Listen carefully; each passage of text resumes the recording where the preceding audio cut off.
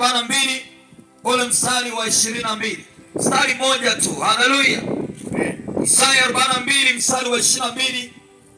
Kama mtu yupo huko anaweza kunisomea vizuri, itakuwa ni vyema. Kama hujapata kusoma mwenyewe, kuna mtu amepata huko anisomee. Isaya 42:22. Basi nitasoma mwenyewe katika jina la Yesu.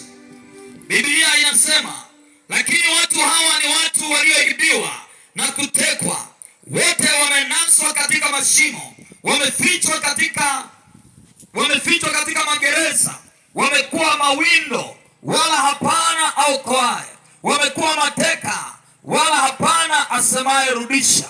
Ninarudia tena, Isaya 42 mstari wa 22. Lakini watu hawa ni watu walioibiwa na kutekwa, wote wamenaswa katika mashimo, wamefichwa katika magereza, wamekuwa mawindo wala hapana aokoaye, wamekuwa mateka wala hapana asemaye rudisha.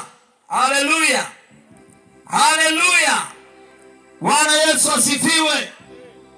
Isaya anatabiri kwa habari ya watu kwamba watu hawa ni watu walioibiwa, waliotekwa. Hata leo ni kusimulia habari za watu walioibiwa, waliotekwa. Pengine uko hapa, pengine uko nyumbani, lakini unasikia. Nataka nikwambie kwa nini Isaya alitabiri kwa ajili ya watu walioibiwa, waliotekwa. Kuna watu wengi sasa hivi tukiwaambia kwa habari ya Yesu Kristo wanakataa. Kwa nini? Kwa sababu wameibiwa. Kwa nini? Kwa sababu shetani ameshawateka nyara. Hawataki kusikia hata wachungaji wanapohubiri, wanapofundisha, wanaona kwamba ni mambo ya upuzi, lakini kumbe ni halisi, lakini kumbe ni kitu ambacho Mungu anataka kusaidie. Hata kama una ugonjwa, manake wewe umetekwa. Kuna watu wametekwa, wako magerezani, na kutekwa sio kwamba tu waliofungwa magerezani, wengine wako nyumbani lakini wameshatekwa. Na ziko sababu nyingi za kutekwa. Bwana Yesu asifiwe. Labda nikupe kisa hiki.